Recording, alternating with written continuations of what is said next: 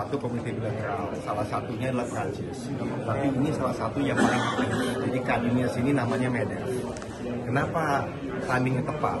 2 bulan yang lalu kan tanda tangan 27 MOU 11 miliar dolar. Pada saat ini bisnis justru lebih mengeksekusi MOU tersebut. Kita bertemu dengan mereka untuk memastikan MOU-nya jalan. Nah, yang menarik adalah European Union ini yang kita bertanda tangan in principle agreement buat FTA yang mau ditandatangani bulan September, ratifikasi setahun. Bisnis tidak perlu menunggu. Bisnis bisa mulai dari sekarang. Mengetahui setahun itu kan cepat.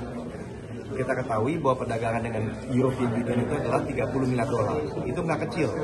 Amerika itu 40 miliar dolar. Jadi ini bisa menjadi pasar tambahan atau alternatif tergantung mereka seperti apa. Dan kebetulan yang diekspor dari Indonesia juga mirip-mirip. Alas kaki, garment, tekstil, palm oil, rubber, dan juga elektronik. Jadi ini saya sangat menarik buat Indonesia, terutama untuk menciptakan pasar baru yang ujungnya investasi dan lapangan kerja.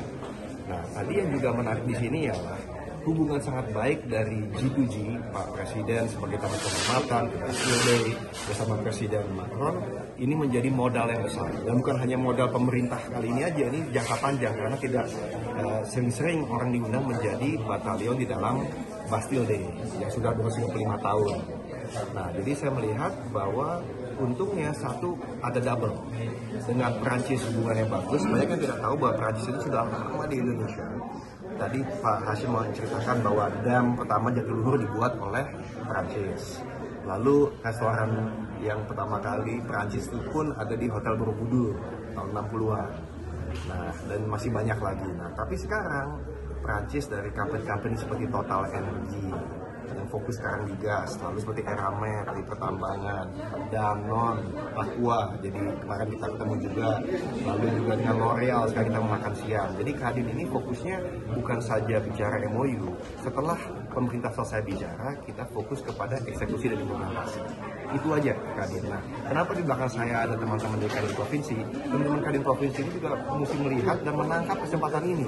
Tidak semua kesempatan hanya dinikmati oleh perusahaan yang berpusat di Jakarta. Di sini ada teman-teman dari Kadin Sultra, NTB, Jawa Tengah, dari Aceh. Mereka kemarin berjualan langsung. Mengatakan jangan lupa bahwa pertama apa yang Anda udah punya di Indonesia, di pelosok-pelosok harus ditingkatkan. Untuk itu butuh Kadin Provinsi. Nah, tapi untuk baru mau masuk, tadi Pak Rosan sudah bicara, ada Danantara. Kenapa? Bisa jadi partners of choice. Bahkan Danantara terbuka 80-20 dari Pak Rosan bilang 80 buat di dalam negeri, 20% di luar negeri selama membuat ekosistem yang baik. Jadi saya rasa ini yang Prancis ini adalah model, contoh bahwa bagaimana suatu negara bisa digunakan untuk menjadi kerjasama kawasan. Dan perlu diingat bahwa jumlah impor dari European Union itu 7 triliun US dollar, 2 kali lebih besar daripada Amerika. Nah, saya tidak mengatakan Amerika tidak penting, sangat penting. Tapi Amerika hanya 13% dari trade dunia. 87%-nya tempat lain. Jadi kita tidak bisa melupakan hal-hal yang lain.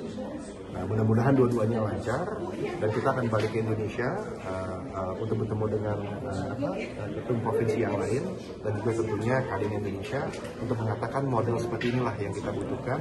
Dan saya juga ada lapor ke Pak Presiden dan Presiden juga meminta supaya kita membuat analisa kira-kira bagaimana apabila negosiasinya baik dengan Amerika maupun perlu dimitigasi.